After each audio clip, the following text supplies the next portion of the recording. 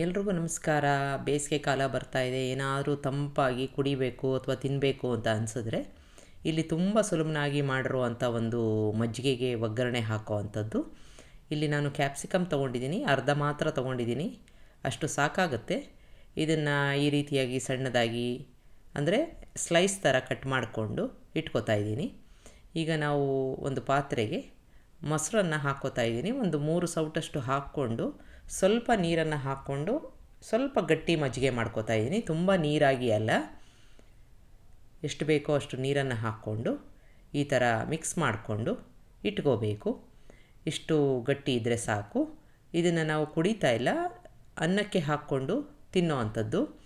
ಈಗ ಒಂದು ಪಾತ್ರೆಗೆ ಎಣ್ಣೆ ಹಾಕ್ಕೊಂಡು ಅದಕ್ಕೆ ನಾನು ಸಾಸಿವೆ, ಜೀರಿಗೆ, ಓಂಕಾಳು ತುಂಬ ಕಡಿಮೆ ಪ್ರಮಾಣದಲ್ಲಿ ಹಾಕ್ಕೊಂಡು ಬಾಡಿಸ್ಕೊತಾ ಇದ್ದೀನಿ. ಉದ್ದಿನಬೇಳೆ ಕೂಡ ಹಾಕ್ಕೊಂಡಿದ್ದೀನಿ.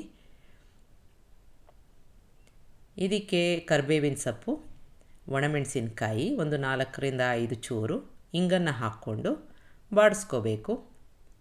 ಒಳ್ಳೆ ಪರಿಮಳ ಬರ್ತಾ ಇರುತ್ತೆ. ಸಣ್ಣ ಊರಿನಲ್ಲಿ ಒಂದು ಒಗ್ಗರಣೆ ಮಾಡ್ಕೋಬೇಕು. ಇದಕ್ಕೆ ಹೆಚ್ಕೊಂಡಿದ್ವಲ್ಲ ಕ್ಯಾಪ್ಸಿಕಮ್ಮು, ಅದನ್ನು ಹಾಕ್ಕೊಂಡು ಸುಮಾರು 1 ಅಥವಾ 2 ನಿಮಿಷ ಚೆನ್ನಾಗಿ ಬಾಡಿಸ್ಕೋಬೇಕು. ತುಂಬ ಮೆತ್ತಗಾಗೋದು ಬೇಡ, ಕ್ರಿಸ್ಪಾಗಿ ಇರಬೇಕು. ರುಚಿಗೆ ತಕ್ಕಷ್ಟು ಉಪ್ಪನ್ನು ಹಾಕ್ಕೋತಾ ಇದ್ದೀನಿ, ಸ್ವಲ್ಪ ಅರಿಶಿನ. ಈಗ ಸ್ವಲ್ಪ ಮೆತ್ತಗಾದರೆ ಸಾಕು. ನೀರು ಈ ಥರ ಚಿಮ್ಕಿಸ್ಕೊಂಡು ಬೇಯಿಸ್ಕೊಂಡು ಈಗಾಗಿದೆ. ಇದು ಸಂಪೂರ್ಣವಾಗಿ ಆರಿದ ಮೇಲೆ ಮಜ್ಜಿಗೆ ಹಾಕ್ಕೊಂಡು ಮಿಕ್ಸ್ ಮಾಡ್ಕೋಬೇಕು.